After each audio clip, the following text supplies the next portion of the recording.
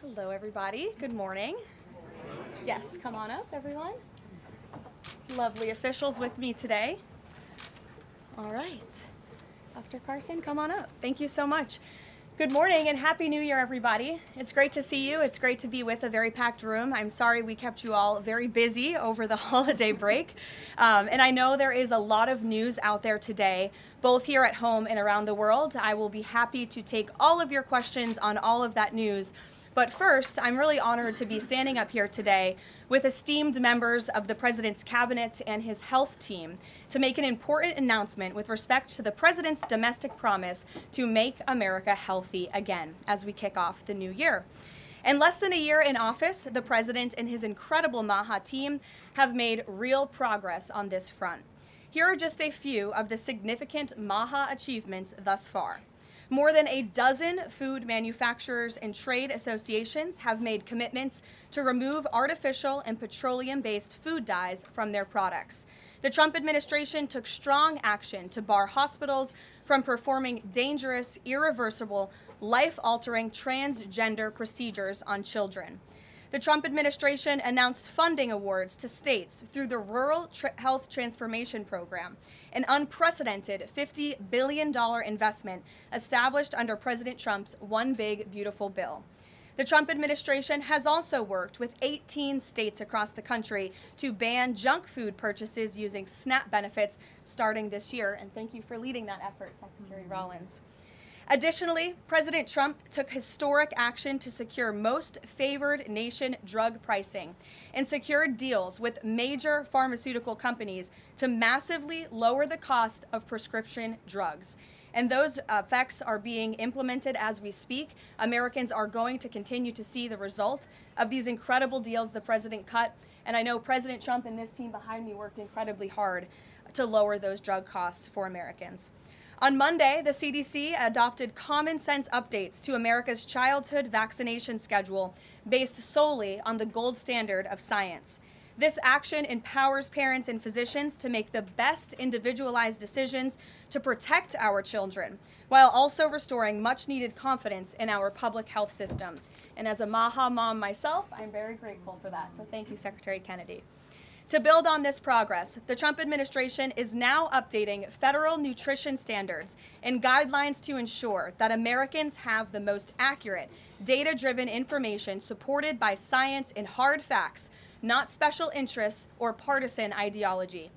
President Trump has tasked two of the great individuals behind me, USDA Secretary Rollins and HHS Secretary Kennedy, with collaborating on this vitally important project. And today they are here to officially unveil the 2025 to 2030 Dietary Guidelines for America.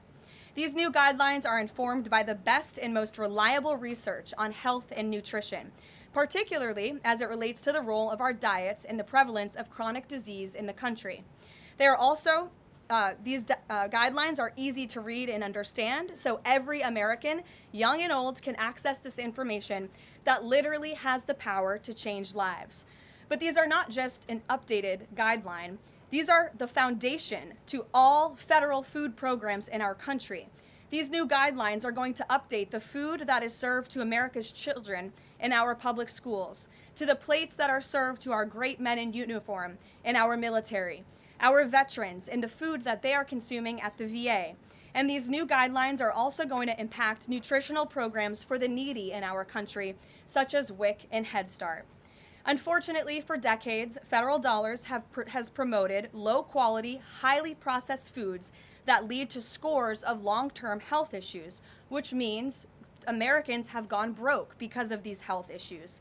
Faulty dietary guidelines of the past stacked the deck against healthy eating and food options for everyday American families, which has fueled the chronic disease epidemic and jacked up the healthcare costs of households across the country. This failed approach in our public health system ends today. When these guidelines are followed, Americans will be saving themselves thousands of dollars. If we want to cut healthcare costs in our country, we must become a healthier country. According to the CEA, poor diet is the root cause of obesity, which accounts for $400 billion in medical spending each year. A healthier America will lead to a more affordable America. The new dietary guidelines from the Trump administration will ensure federal dollars go to real food to improve public health and therefore save the American people their hard-earned cash over the course of their lives. So with that, I am going to hand it over to Secretary Kennedy. The great people behind me will give remarks, and then we'll get into Q&A for the officials that are here on this specific topic. They will leave because they're all very busy people, and then I will open it up to Q&A with the rest of you on the rest of the news in the world. So thank you, and we'll start with Secretary Kennedy. Thank you, Caroline. Thank you. Today marks a decisive change in federal nutrition policy, made possible by President Trump's leadership and the work of MAHA moms and public health advocates who demanded reform. Today, in accordance with President Trump's directive, Brooke and I will release the dietary guidelines for Americans 2025 to 2030, the most significant reset of federal nutrition policy in history. These guidelines replace corporate-driven assumptions with common sense goals and gold standard scientific integrity. These new guidelines will revolutionize our nation's food culture and make America healthy again. For decades, Americans have grown sicker while healthcare costs have soared. The reason is clear. The hard truth is that our government has been lying to us to protect corporate profit-taking, telling us that these food-like substances were beneficial to public health. Federal policy promoted and subsidized highly processed foods and refined carbohydrates and turned a blind eye to the disastrous consequences. Today, the lies stop. The new guidelines recognize that whole, nutrient-dense food is the most effective path to better health and lower healthcare costs. Protein and healthy fats are essential and were wrongly discouraged in prior dietary guidelines. We are ending the war on saturated fats. Diets rich in vegetables and fruits reduce disease risk more effectively than many drugs. Whole grains outperform refined carbohydrates. Added sugars, especially sugar-sweetened beverages, drive metabolic disease, and today our government declares war on added sugar. Highly processed foods loaded with additives, added sugar, and excess salt damage health and should be avoided. As Secretary of Health and Human Services, my message is clear: eat real food. Nothing matters more for healthcare outcomes, economic productivity, military readiness, and fiscal stability. The dietary guidelines shape dozens of federal feeding programs, including Head Start. These standards affect 45 million school lunches every day, meals for 1.3 million active duty service members, and food served to 9 million veterans in VA hospitals. Today begins the work of aligning those programs with affordable, whole, nutrient-dense food. Implementation requires coordination across the government. I'm working with many of my fellow cabinet secretaries to deliver results. I want to thank Bobby Mukamala, thank you very much, who is the president of the American Medical Association, for committing to mobilize the medical community on nutrition. And I thank also the American Academy of Pediatrics for partnering on this effort. I also look forward to working with Dr. Jay Bhattacharya and Dr. Marty McCary to fund and prioritize rigorous nutrition research at the NIH and at the FDA. The stakes are measurable and severe. A Johns Hopkins analysis estimates that 48% of every federal taxpayer dollar now goes to healthcare. The CDC reports that 90% of healthcare spending treats chronic disease. That means that 40%, 40 cents of every dollar that taxpayers pay in this country is going to treat diseases that could be averted through good food. The United States has the highest obesity and type 2 diabetes rate in the developed world. We spend 3 times more per capita than the European Union on healthcare, yet our life expectancy is 5 years lower, largely due to diet-related chronic disease. Our childhood obesity rate is 5 times higher than countries like France. 1/3 of U.S. teens have prediabetes, over 35% are overweight or obese, and 20% of young adults have non-alcoholic fatty liver disease. 77% of military-aged Americans are ineligible for military service because of diet-related conditions. If a foreign adversary sought to destroy the health of our children, to cripple our economy, to weaken our national security, there would be no better strategy than to addict us to ultra-processed foods. It's shocking that our own government helped to drive these cataclysmic changes in our diet.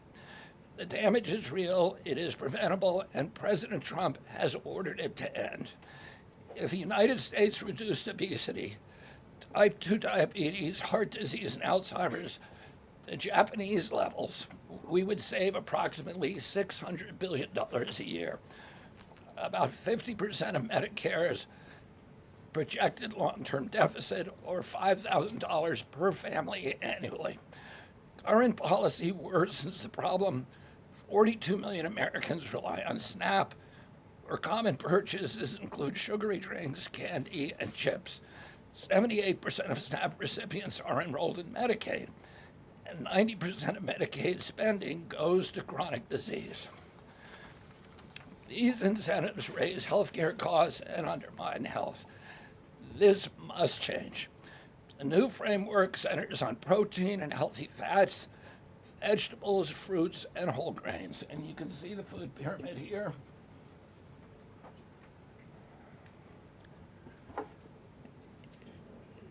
It's upside down, a lot of you will say. But it was actually upside down before, and we just righted it. For the first time, the dietary guidelines directly address ultra-processed foods and set firm sugar limits in federal procurement, driving a significant reduction in added sugar in school meals. I want to thank President Trump for his leadership and the partners committed to ensuring that federal food dollars support real food and better health. Thank you. And I want to introduce my partner and friend, Brooke Rollins, who was an extraordinary collaborator on this. Thank you. Well, good morning, everyone. Happy New Year. What a honor to be here. I think this is Caroline's first press conference back, and what a great way to start the new year, 2026. I want to thank Secretary Kennedy. Your commitment to the well-being of Americans is such a blessing to this nation. We have been working on these new dietary guidelines really since almost day one. Bobby and I were voted on the same day and sworn in on the same day. So I think the partnership from minute one has been real and extraordinary. As Secretary Kennedy mentioned, America is in the middle of the worst chronic health crisis in our nation's history. Over 40% of the roughly 73 million children in the United States have at least one chronic health condition, and nearly 90% of healthcare spending goes toward treating people with chronic disease. Secretary Kennedy mentioned that, but it is really important to keep underscoring that fact. This crisis is unacceptable. It prevents Americans from living healthy and happy lives. And for decades under both Republicans and Democrats, federal incentives have promoted low quality, highly processed foods and pharmaceutical interventions instead of prevention. As a result, nutrient-dense whole foods grown by America's farmers and ranchers have been increasingly displaced. The Trump administration is acutely aware of this danger, and today this announcement is making a major step in doing something about it. Thankfully, the solution is simple and should be non-controversial. Eat real food. This is the main message of the new Dietary Guidelines for Americans 2025 to 2030, which encourage households and schools to prioritize whole, nutrient-dense foods. That means more protein, more dairy, more healthy fats, more whole grains, more fruits and vegetables, whether they are fresh, frozen, canned, or dried. We are finally putting real food back at the center of the American diet. real food that nourishes the body, restores health, fuels energy, and builds strength. This pivot also leans into the abundant, affordable, and healthy food supply already available from America's incredible farmers and ranchers. By making milk, raising cattle, and growing wholesome fruits, vegetables, and grains, they hold the key to solving our national health crisis. And President Trump is mobilizing government to ensure families across America have greater access to these healthy foods. In the past 12 months, inflation has slowed and wages have risen for the first time in 5 years. Under President Trump's leadership, prices for everyday staples are declining and more help is on the way. Recent data show that fruits, vegetables, dairy, and proteins, including eggs, pork, and ground beef, are becoming even more affordable every day for our American people. American households enjoy the most affordable and abundant food in the world, and today's release only reinforces that reality. A healthy meal is within reach for all American families. These new dietary guidelines are a framework which is meant to be customized to meet the needs, the preferences, and the financial status of all American families. For example, a meal including such items as pork or eggs or whole milk or cheese, tomatoes, other fresh and frozen fruits and vegetables, whole grain bread, corn tortilla can cost today right around $3 for that meal. $3. And soon USDA will finalize our stocking standards, which means that those businesses in America that take the SNAP benefit, what they are required to stock in order to take that benefit. By the way, that's almost 250,000 retailers across America. That very soon we will be finalizing that rule that will mandate all 250,000 retailers in America double the type of staple foods that they provide for America's SNAP households. This means healthier options will be in reach for all American families, regardless of circumstance, at levels never seen before in our country. These dietary guidelines are foundational to so many USDA programs, and their introduction marks the first step in connecting America's schools and dinner plates to the best of American agriculture. Make no mistake, under President Trump's leadership, we are restoring common sense, we are restoring scientific integrity, and we are restoring accountability to federal food and health policy. The new guidelines are all about putting the well-being of Americans first, exactly where it should have been all along. This is the foundation that will make America healthy again, not just for those of us alive today, but for our children and our children's children and those coming behind. I want to end by saying God bless American families, God bless the American farmer and rancher, and God bless America. What an honor now to introduce another great partner in this incredible work, and that is Dr. Mehmet Oz. Thank you.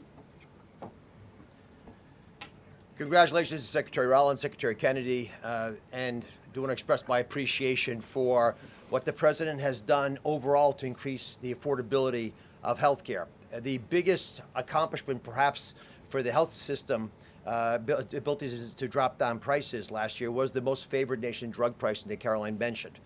These are incredibly effective at reducing the costs, for example, of what the President calls the fat shot, the Ozempic, GLP-1 category of medications. We dropped them dramatically. But the best way to reduce drug spend in America is to not need the drugs in the first place. What you're hearing today with these dietary guideline adjustments are going to be massively effective, and not just dropping the need for us to buy these weight loss drugs, but buy these expensive drugs for autoimmune problems. We have evidence that food is medicine when it comes to conditions as varied as mental health issues from Alzheimer's and depression to fundamental realities of how children learn in school. So the question then becomes, what is this actually going to do in dollars and cents? And I had the group at CMS run some numbers for us to try to give you concrete assessments of how much this will drop the spend that the federal taxpayer must make for Medicare and Medicaid. And I'm more optimistic today than ever that we can address the fast rising rate of healthcare expenses in America because of movements like this. Right now, we're increasing health expenditures in America at roughly twice the rate of the GDP growth.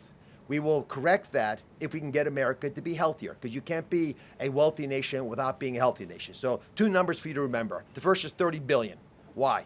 30% of healthcare costs are directly attributable to obesity. I'm not talking about indirect associated expenses, which are also present, but a very conservative number, 30%, are directly attributed to obesity. That's about $300 billion a year for just Medicare, If we were to affect obesity by 10%, which is an incredibly conservative and justifiable assumption that has been borne out in evidence-based dietary experiments and trials, just that alone is $30 billion, a reduction of expenses for Medicare rather. That's also obviously correlated with Medicaid reduction in spending. In Medicaid, it's a different opportunity because in Medicaid, we educate children. 53% of children in America are covered by Medicaid or CHIP, and we have programs to teach kids and their parents what to eat, and how to make these dietary guidelines that Secretary Rollins and Secretary Kennedy have crafted with their teams into practice. It will dramatically change the natural history of how children are able to participate in life. But let me give you one last number.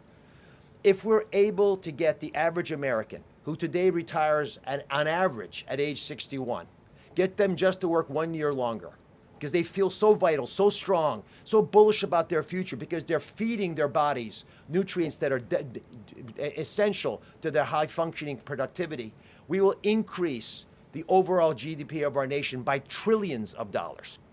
So we will reduce healthcare expenses. At the same time, we jazz up the U.S. economy with trillions of dollars created by the productivity of American workers. God bless you both for making the DGA feasible and making it perhaps the wisest investment we could make in our communities.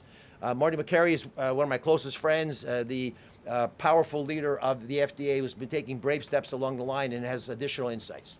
Thanks. Thank you, Dr. Oz. Today marks the beginning of the end of an era of medical dogma on nutrition.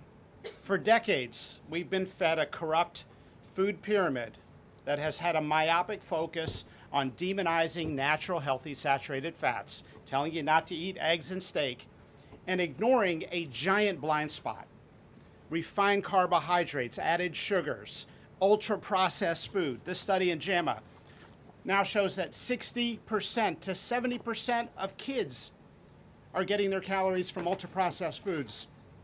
That's an epidemic. We now have a generation of kids addicted to refined carbohydrates, low in protein. They are literally nitrogen negative because we've used old flawed studies that used urine nitrogen to estimate body protein metabolism, and they missed the mark. The old guidelines had such a low protein recommendation that we are increasing that by 50 to 100%. Kids need protein. The old protein guidelines were to prevent starvation and withering away. These new protein guidelines are designed for American kids to thrive, and they're based on science, not on dogma. We have 40% of our kids now with a chronic disease. It is not their fault. This is something that is the result of bad advice from the government and a medical establishment that for decades peddled research from a flawed 1960s model. Today, we are setting the record straight. This is not a willpower problem of our nation's kids. This is something adults have done to kids, and we're going to fix it. And so, as Dr. Oz said, the best way to lower drug prices is for people to stop taking drugs they don't need. We are going to finally address the root causes of our broken healthcare system: insulin resistance and general body inflammation, advanced by the protein-poor, micronutrient-poor, ultra-processed, refined carbohydrate diet that kids are addicted to today. And so, on behalf of the Food and Drug Administration, we are proud to be a part of this. We are grateful to be contributing to this work. Thank you, Secretary Rollins. Thank you, Kyle Diamantis, the best deputy commissioner for food at the FDA the agency has ever had. This is a historic day in America. Thank you, Caroline. Thank you, Doctor. Thank you so much. Thank you. I hope everyone's inspired to go eat a salad for lunch after this briefing. If anybody has questions on this topic, we will take a few and then we'll get into the topic. We'll start with our new media seat. If you have a question on this topic today, Jamie Franklin, she comes from the Conservator. Why don't you kick us off? Yeah, first of all, Caroline, congratulations on your pregnancy. We're so excited for you. Thank you. MAHA moms across the country, including myself, are just so excited by what this administration is doing to make our kids healthy again. But we do have concerns when it comes to these blue states pushing back on a lot of progress that we're making as an administration. And particularly, we're really excited that you guys revised and streamlined this vaccine schedule. However, what we have seen is that these blue states, whether it be no tax on tips, no tax on overtime, or pushing back on immigration, they continue to stop your guys' progress. So what has been the response from these blue states? Because as MAHA moms enrolling our kids in school, this is a big issue, and we celebrate what you guys are doing, but we want to have it even in the blue states as well. I mean, my hope is that we only released these earlier, 2 days earlier. I'm sorry. Duck is also high in protein. It's an interesting. Duck is a good thing to eat, everybody. We only released the new vaccine schedule 2 days ago. The vaccine schedule, there's nothing compulsory in it. Everybody, I've always promised, I'm not going to take people's vaccines away from them. People who want to get vaccines, everybody who wants them can get all of the vaccines that were on the old schedule. They will all be paid for by the Vaccines for Children program or for the insurance the same as before. We release guidelines that we think are optimal to public health. They're the same with core vaccines that are required by the European community. And those nations all have much better health outcomes than we do. And they're based on their best science and also on their conviction that when you put too many vaccines on the program, it actually reduces compliance. It reduces uptake. And so we want to maximize the uptake of vaccines by making sure that Americans know we are making recommendations that are science-based, that are common sense, that are grounded in science. And right now, that's the best science that we have. And again, there's 3 categories of vaccine. One is the core schedule, which resembles the European countries. The second is for people who have vulnerabilities, for high risk, and that doesn't change at all. And then the third is shared decision making, which any vaccine that was on the old schedule, you can continue to get. So people will make their own choices, and that's what democracy is about. I asked the boss, Caroline, for permission to add a little bit to this because I think it's really important. And by the way, Jamie, what a superstar you are. It's so fun to see you in this seat, Jamie Franklin. The blue state question is a really important one. And for those of us that are running agencies with these programs, I mean, I've talked to a lot of you already about how we have 22 blue states that won't give us their SNAP data so that we can figure out and ensure that those who really need these programs are actually getting these programs. Clearly, you all have been writing about Minnesota. California's next. We're looking at New York, some other states. The amount of fraud in all of these programs is absolutely stunning. And the challenge is, I mean, from Medicaid, et cetera, I know, Dr. Oz, you've talked a lot about that. This is a significant problem. And I think who's really harmed in all of this conversation and when these blue states aren't partnering with us to try to do this right is we say blue states and red states, but in those states, there are all kinds of our citizenry and that aren't all Democrat or aren't all Republican. We had a poll that just came out that had about 85% of all Americans believe that states should turn their data over on SNAP so that we can figure out where the fraud is and ensure these programs are going where they need to go. So my request of these blue states and these blue state governors is partner with us. Let us figure out how to do this better. Let us make sure that whether it's the vaccine schedule or the SNAP program or the Medicaid program or the child care program, that we are doing everything we can to protect every tax dollar, but to also ensure those who need it the most vulnerable in our society, are getting the programs they need versus those who A, are not even supposed to be here, or B, are cheating the system. Jeff. Thanks, Caroline. One of the changes that was made had to do with alcohol. Secretary Kennedy or Dr. Oz, could you explain the science behind the new language on not saying 2 drinks for men and 1 drink for a woman every day would be healthy, and whether or not the industry had an impact on the language of moderation versus just saying alcohol is not healthy and you shouldn't drink it? So alcohol is a social lubricant that brings people together. In the best case scenario, I don't think you should drink alcohol, but it does allow people an excuse to bond and socialize, and there's probably nothing healthier than having a good time with friends in a safe way. If you look at the blue zones, for example, around the world where people live the longest, alcohol is sometimes part of their diet. Again, small amounts, taken very judiciously and usually in a celebratory fashion. So there is alcohol on these dietary guidelines, but the implication is don't have it for breakfast. Right? This should be something done a small amount with hopefully some kind of an event that might have alcohol added. But the general move away from 2 glasses of men, 1 glass of women, there was never really good data to support that quantity of alcohol consumption. That data was probably primarily confused with broader data about social connectiveness. Take a couple more. John? Thanks a lot, Caroline. Secretary Rollins, I'm curious about with these guidelines. They're not mandates, they're guidelines. What are the practical effects of these guidelines on public schools all across the country? Well, today begins thank you, John. It's good to see you. Today begins the first day now in a recalibration of the rules, whether it's school lunches, whether it's the SNAP program, whether it's that veterans were mentioned, our prison system, that now we begin the process of implementing and redrafting the rules to reflect what this new dietary guidelines for Americans actually is doing to our food system. So there is a lot of work to do. Nothing changes overnight, but as I think we've proven, this administration moves very, very quickly on all fronts, 7 days a week, 365 days a year, and so you'll begin to see some real changes coming very soon. As everyone is aware, for many of our most vulnerable in the margins in our communities, the school lunch is often the best place for our children to get the healthiest meal. Hopefully with stocking standards and reworking SNAP and the SNAP waivers we've done, that begins to change too. But right now, that is going to be the single most important, from my perspective, move forward, is the school lunches and making sure that we're getting the right amount, the best amount, and most nutrient-dense foods into the schools. Thank you. You also mentioned, Secretary Rollins, cost when you had your remarks a little bit earlier.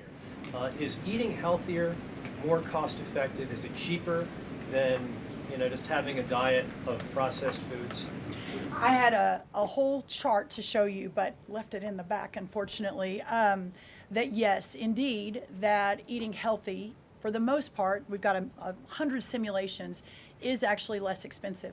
The challenge is the access to those healthy foods, especially in parts of America where they have food deserts. They don't have a H-E-B or a Kroger or a Central Market. These are all Texan grocery stores, but whatever similar across the country.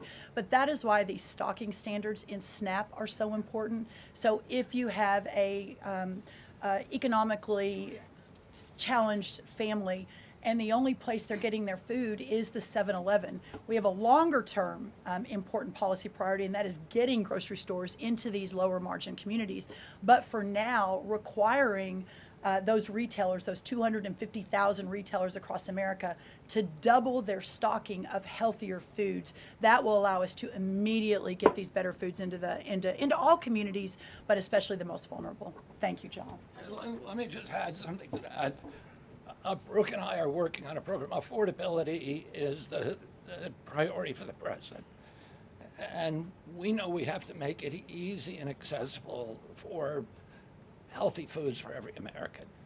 And we believe we can do that. We think affordable food is within reach of every American family. We are working on a education and information program that will allow American families all over the country to come onto our website and find the healthiest foods at the lowest cost for themselves. I'd also just add this.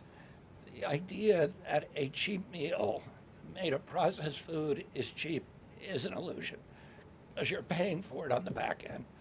You're paying for it with diabetes, with obesity, with illness. And if you internalize that cost of the meal, it would be a tiny fraction of the long-term cost of eating bad food. So we'll take one more in the white blazer. Thank you. Caroline. Secretary Kennedy, you mentioned healthy fats, but also ending the war on saturated fats. Can you clarify how much saturated fats Americans should be consuming? I'm going to let Marty take that since he wrote a book about it. Look, the old dogma in the 1960s when Eisenhower had his heart attack and Ansel Keys said it was the saturated fat, that's never been substantiated. And so that flawed research has become dogma over the years, and eventually the conversation was sidelined. In this new guidance, we are telling young people, kids, schools, you don't need to tiptoe around fat and dairy. You don't need to push low-fat milk to kids. And we are maintaining the 10% of calories as saturated fat in the guidance. The real issue is protein. The fact that 60 to 70% of the calories of kids today in America is ultra-processed food.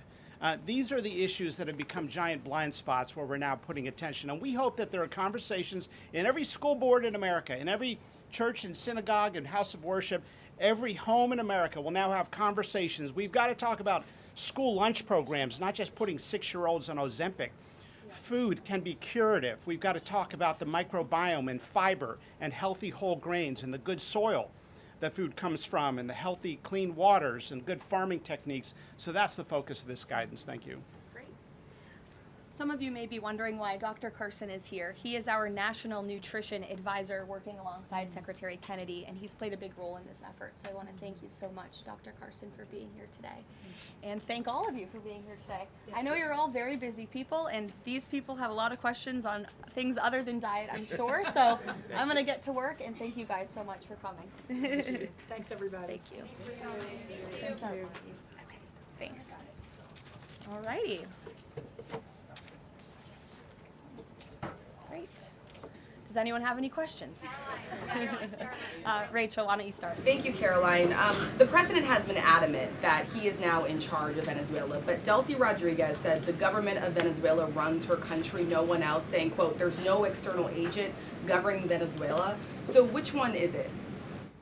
Let me just be very clear. This is the first time that I've addressed Venezuela from the podium since being back and since the historic and incredibly successful military operation, law enforcement operation conducted by our United States military that you all saw and the world witnessed last week.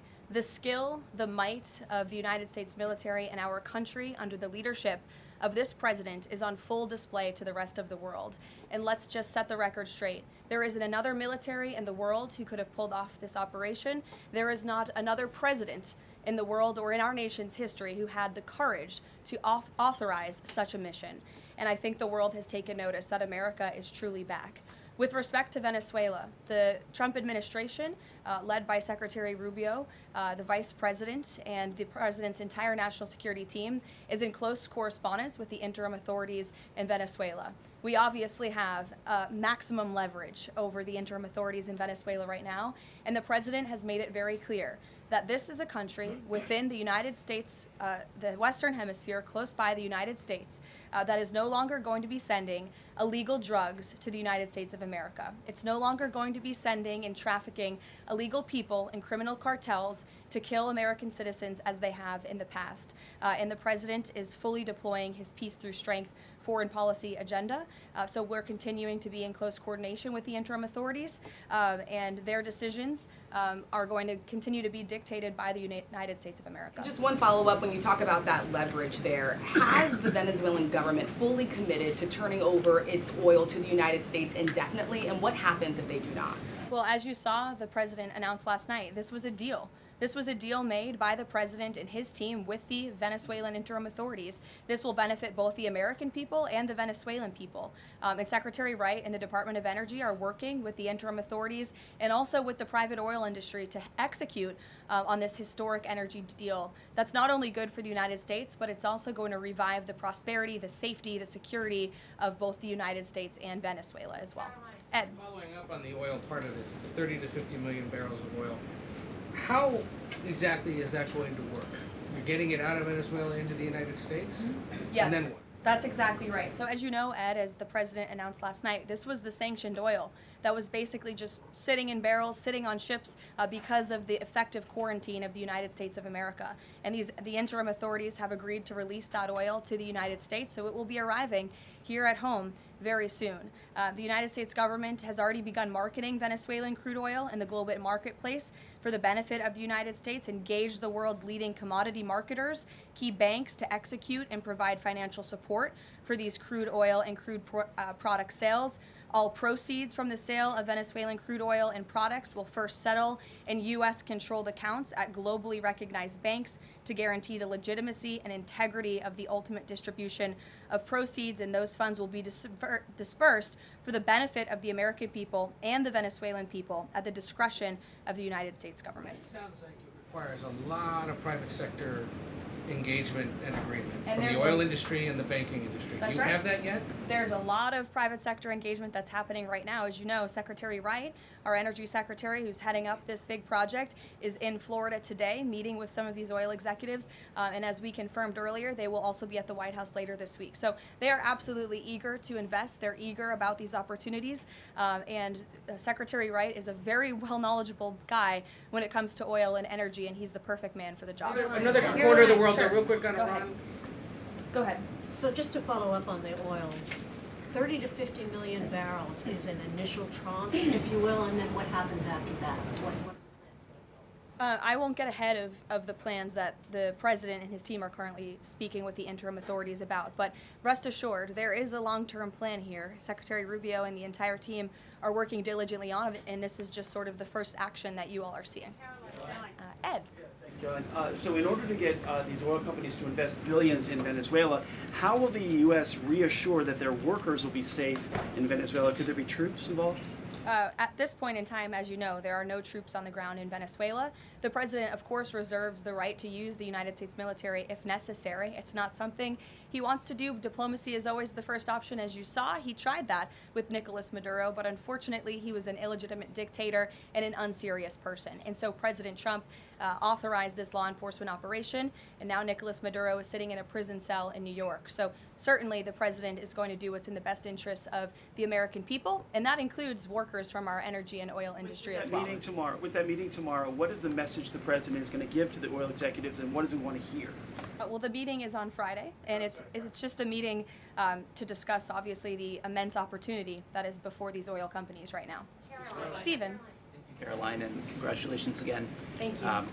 The New Yorker had a story yesterday on the vice president, and it questioned his, quote, notable absence on Venezuela. And the sub-headline asked, was the vice president's exclusion from the operation in Venezuela an expression of his anti-interventionist ideology or political calculation? Would you be able to discuss the vice president's role in Venezuela policy? I did see that report in the New Yorker, and quite frankly, I laughed out loud because it's very clear it's a fake report that's trying to sow distrust and division amongst the president and his team. Let me just be very clear. The vice president has been involved in all policy.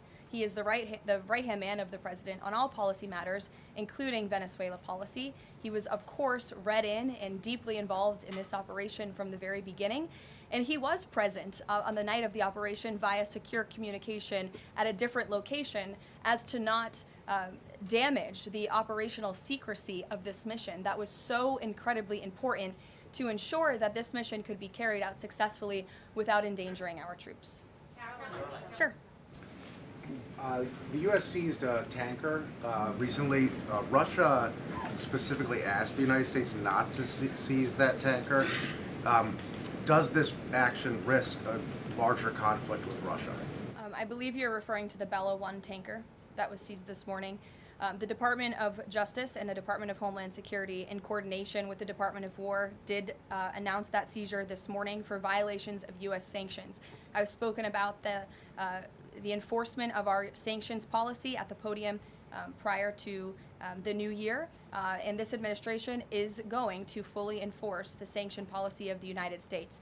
The vessel this morning was seized in the North Atlantic pursuant to a warrant issued by a U.S. federal court after being tracked, and this was a Venezuelan shadow fleet vessel that has transported sanctioned oil, and the United States of America, under this president, is not going to tolerate that. I would also just add the vessel had a judicial seizure order in the crew, so that means the crew is now subject to prosecution for any applicable violation of federal law, and they will be brought to the United States for such prosecution if necessary. Kelly.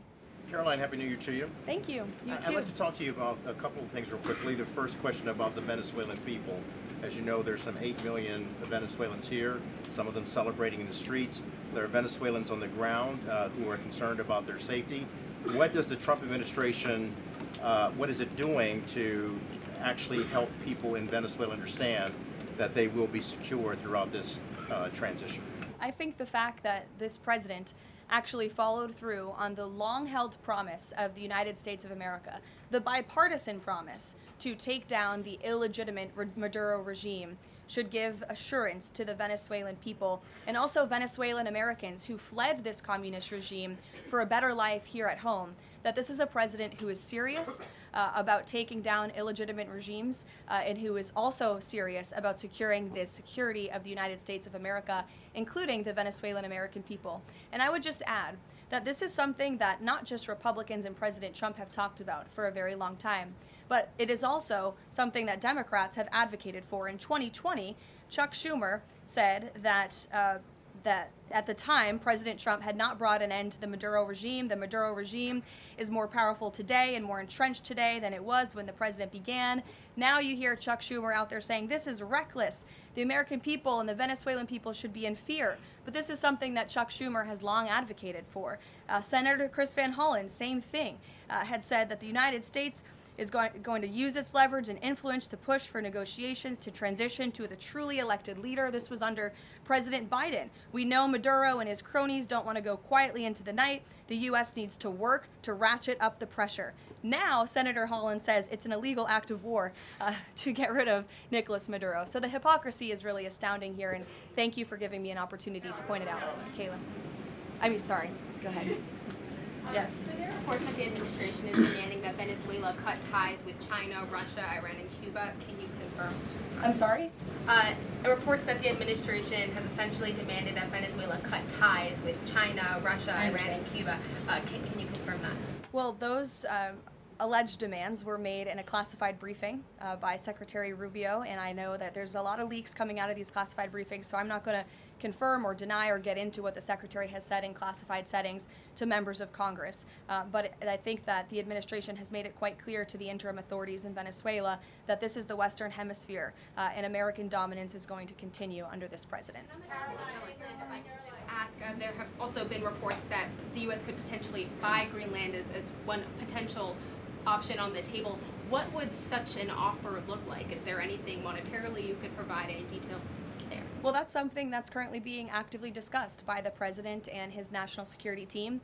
And I would point out that the acquisition of Greenland by the United States is not a new idea. This is something that presidents dating back to the 1800s have said is advantageous for America's national security. The president has been very open and clear with all of you and with the world that he views it in the best interest of the United States to deter Russian and Chinese aggression in the Arctic region. And so that's why his team is currently talking about what a potential purchase would look like. Jackie. Caroline, just following up on Greenland, why not rule out taking it by military force? I know that past presidents and past leaders have often ruled things out. They've often been very open about ruling things in and basically broadcasting their foreign policy strategy to the rest of the world, not just to our allies, but most egregiously to our adversaries. That's not something this president does. All options are always on the table for President Trump as he examines what's in the best interests of the United States. But I will just say that the president's first option always has been diplomacy. Again, look at Venezuela. He tried ardently to strike a good deal with Nicolas Maduro, and he told him, I will use the United States military and you will not like it if you don't take such a deal. And look at what happened. With respect to Iran, the president said the same thing, right? He tried to have serious interest in a deal with the Iranian regime with respect to their nuclear capabilities. They were not interested, and so Operation Midnight Hammer happened, which was another remarkable military success under the leadership of this commander-in-chief.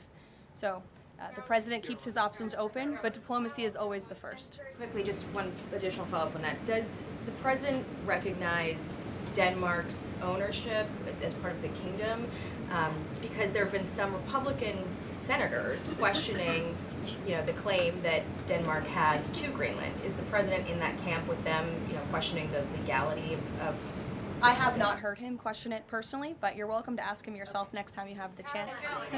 Sanctions are being lifted for Venezuela. We got to lift some sanctions to let the oil come in. Can you talk about that just very briefly? Yes, so the U.S. is selectively rolling back sanctions to enable the transport and the sale of Venezuelan crude and oil products to the global markets, yes.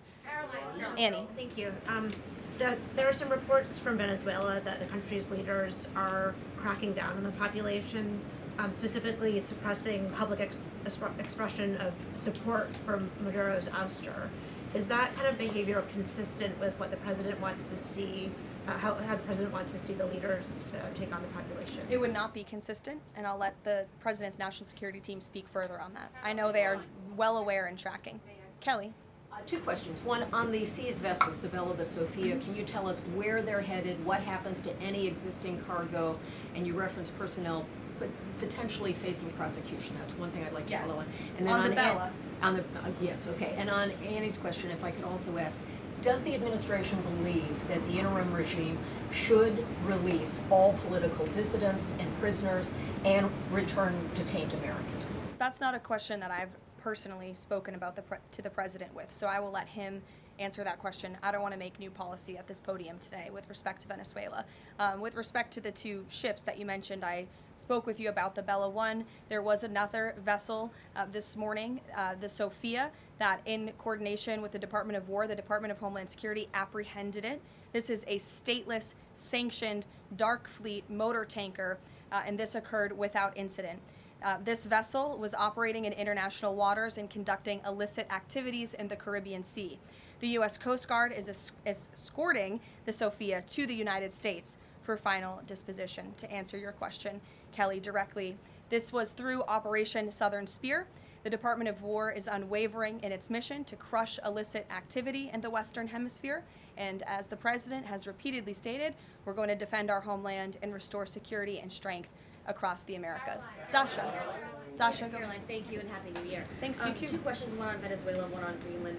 You've repeatedly at the podium called the current leadership in Venezuela interim leadership.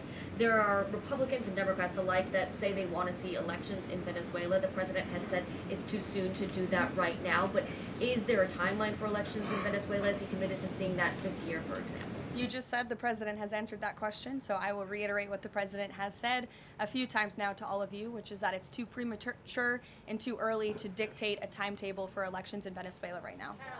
Caroline, you just talked to Jackie about diplomacy first, right? The Danes have repeatedly said they are willing to collaborate on all of the concerns that the president has, whether it's more troops, mineral rights, intelligence sharing. Why does the president feel he needs to own Greenland and not and put out the threat of military action when this could be done through diplomacy? Well, who said diplomacy isn't taking place behind the scenes, Dasha? I mean, the president is interested in diplomacy. His national security team is as well. And of course, he's always willing to pick up the phone for everybody and hear out their concerns. But the president is the president of the United States of America, and he's always going to be very clear about what he views as being in our nation's best interest. Reagan.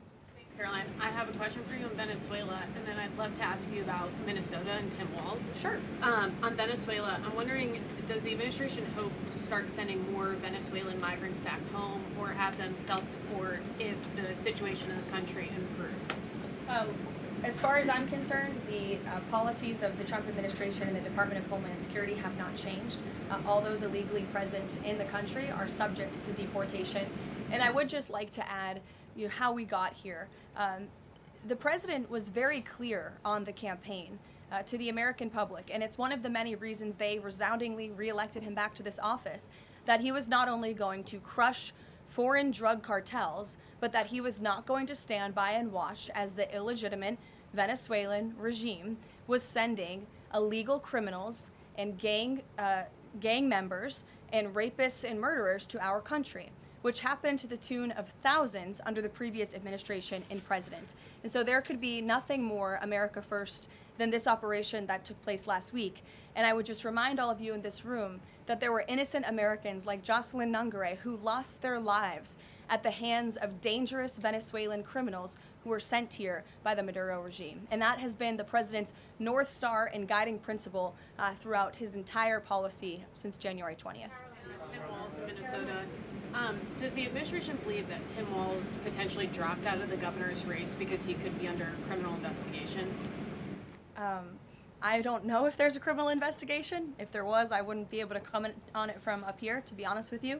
But I think Tim Walz probably dropped out of the race because he realizes he no longer has the support of the people of his own state, which is a remarkable downfall considering he was the number 2 on the Democrat Party's ticket just about a year ago. When it comes to Minnesota, the fraud that we have seen, the wide scale of fraud, is really remarkable. It's egregious. I would encourage every single journalist in this room to go to Minnesota and to cover it yourselves. As for the Trump administration, we have officials who have been on the ground almost every day. Secretary Noem was there yesterday. Secretary Bessent will be traveling there later this week to talk about the fraud and to do a roundtable on this very topic. And I would just like to leave you with an update. To date, the Department of Justice has charged 98 total defendants in several Medicaid fraud and related case programs. 64 were convicted, and 85 of the 98 charged were of Somali descent. The DOJ has also issued over 1,700 subpoenas, executed over 130 search warrants, and they have now added more attorneys to their office there to absorb the case flow. DHS is on the ground going door to door conducting large-scale criminal and HSI investigations. They have also sent approximately 2,000 agents to Minneapolis to assist with law enforcement and immigration enforcement. As I said, Secretary Noem was on the ground yesterday. The Department of Health and Human Services has also begun requiring a justification and photo evidence for all child care related payments nationwide, and they required Minnesota to conduct a full audit of all child care centers. They also froze $185 million in funding to Minnesota. And Dr. Oz, who was just here, also notified Governor Walz they're going to begin auditing Medicaid recipients and deferring payments on claims based on waste, fraud, and abuse. The Department of Labor is also conducting a targeted review of Minnesota's unemployment program.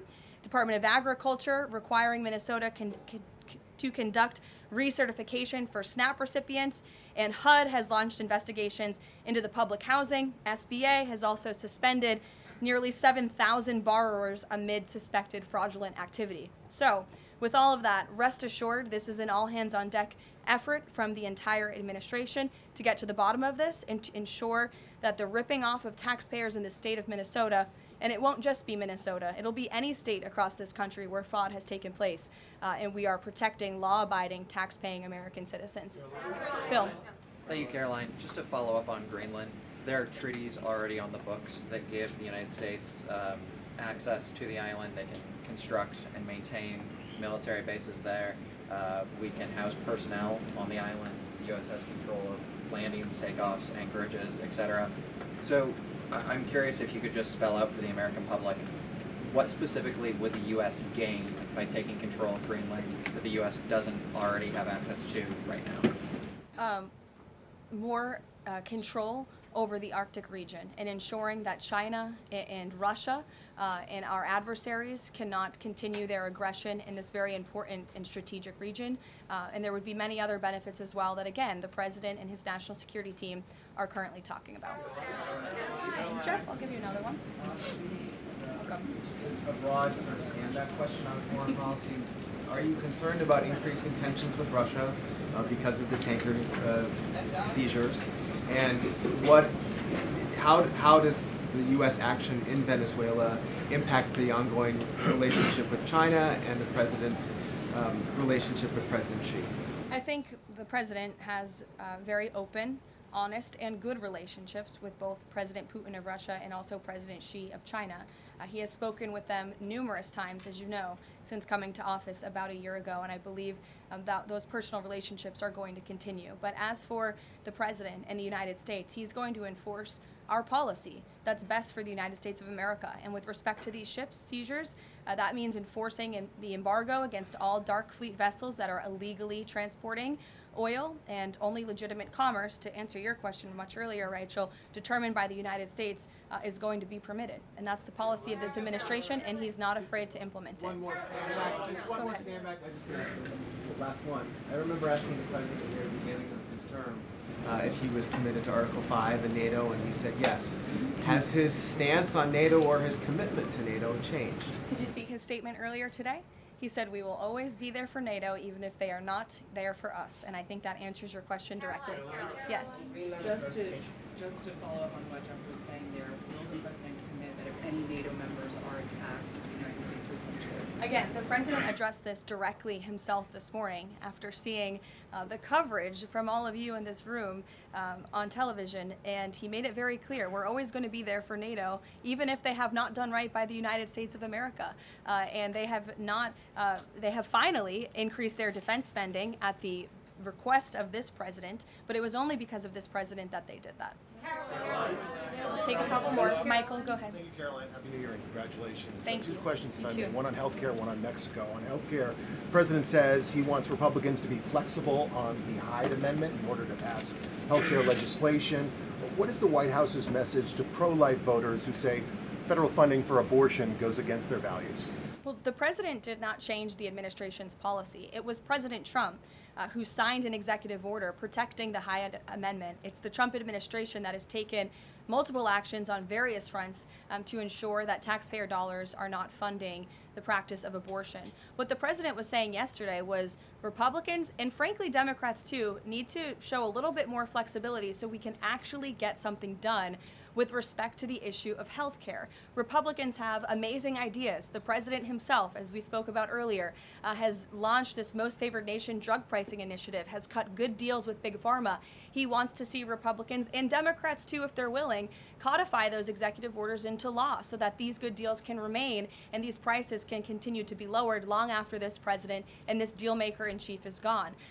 Presidents talked a lot about health savings accounts and giving more money back to the healthcare consumer rather than to these giant insurance companies, and he's been very outspoken and tough on them too, and I think you'll see more and hear more from him directly on that issue. So he wants to see Congress get something done with respect to health care, and that was the point that he was driving home yesterday. Mexico, Caroline, Haley, President Trump says the drug cartels are running Mexico. What action does he need to see Mexico's president, Claudia Sheinbaum, take to prove that she's in control of that country, in control of those cartels? And does the White House believe she's able to do that without U.S. intervention? Look, I think the president was speaking very candidly and frankly about the reality on the ground in Mexico. Haley. Caroline, Happy New Year. I wanted to Thanks, ask you you too. about the seized tanker, the Vela. There were reports before this that Russia had sent a submarine to escort it. Was there any engagement with that submarine? And then was the deconfliction line with Russia used ahead of boarding that? Again, this was a Venezuelan shadow fleet vessel that has transported sanctioned oil. The vessel was deemed stateless after flying a false flag, and it had a judicial seizure order, and that's why the crew will be subject to prosecution. Mary. On Colombia, the president had talked over the weekend and suggested that he would be open to an operation there. Should the president of Colombia be expecting Delta Force anytime soon? And then I had another one for you on California. That would be a very unwise question for me to answer, to weigh into. What's your next question? On California, can you share any more about the fraud investigation? The president said that there was one. Who's being investigated and where is it starting? Again, this is going to be a all-hands-on-deck government-wide effort. The president has directed all agencies across the board to look at federal spending programs in not just Minnesota, but also in the state of California to identify fraud and to prosecute to the fullest extent of the law all those who have committed it. Take one more. Sure. Thank you. Caroline, yesterday was the 5-year anniversary of January 6th. Democrats and mainstream media continue to push their big lie that it was an insurrection and that police officers died that day. The reality is that 4 Trump supporters died on January 6th and 2 women were killed by January 6th police.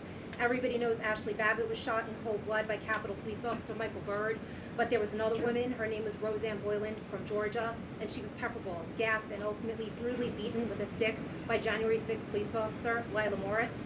The Biden administration and mainstream media lied and told Americans Roseanne Boylan died of a drug overdose on Capitol steps. Her family is now asking for an investigation. Is the administration aware of the circumstances of her death, and will there be an investigation finally? Well, for investigation, I will have to defer you to either the FBI or the Department of Justice, and I'm sorry to have to do that. But with respect to all of the facts that you just laid out, the White House relished the opportunity yesterday to actually create a new website to share the facts with the American public, but also all those in this room. We knew the media would be covering January 6th quite a bit because they think it's something that the American people are still believing their lies on. They think it's something that still helps their case against this president. Obviously not, or else he wouldn't have been reelected in an overwhelming fashion in November of last year. And so I would encourage everyone to take a look at the website. It's quite well done. And thank you all very much. It's great to be back with you.